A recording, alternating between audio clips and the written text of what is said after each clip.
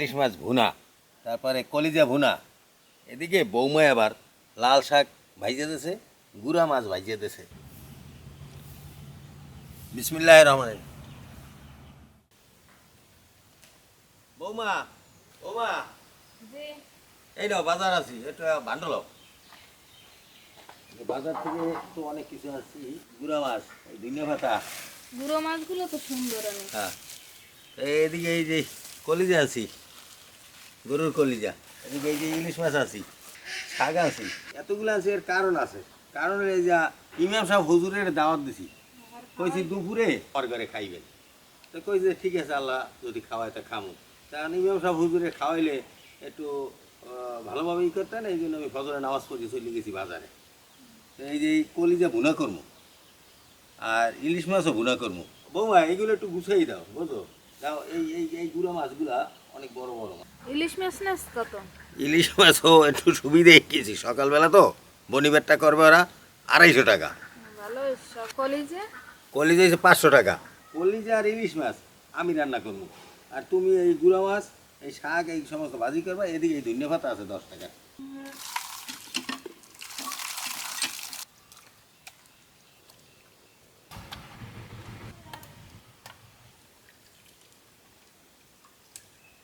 কলিজা ইলিশ মাছ বৌমায় ধুয়ে দিয়েছে। বৌমা মশলাগুলো উঠিয়ে দাও। কলিজাটা সেদ্ধ করে নেব। সেদ্ধ করে নেওয়ার জন্য একটু হলুদ মাইখাই।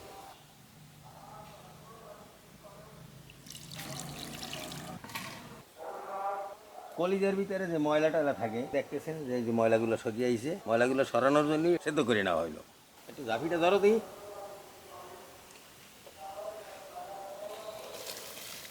দেখো গরম, চুলায় কড়াই দিলাম, তেল, এলাচ, দারচিনি, তেজপাতা, পেঁয়াজ বাটা, রসুন বাটা।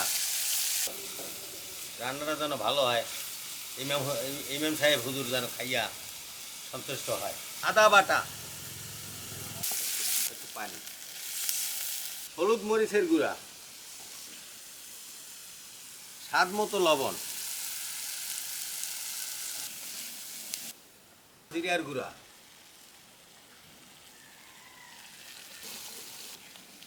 এখন আমি কলিজাগুলা দিয়ে দেব, গরুর কলিজা।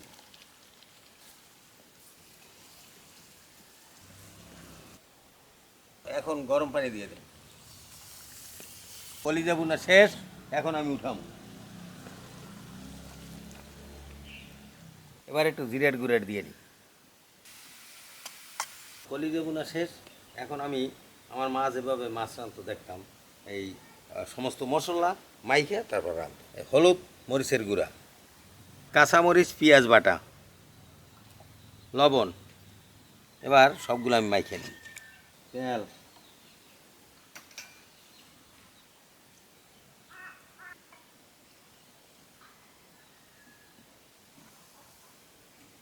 বৌমা লাল শাকগুলো কুইটে যেতে আছে না?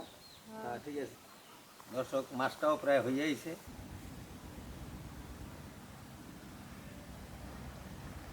মাছ হয়ে গেছে, এখন উঠাইতেছি।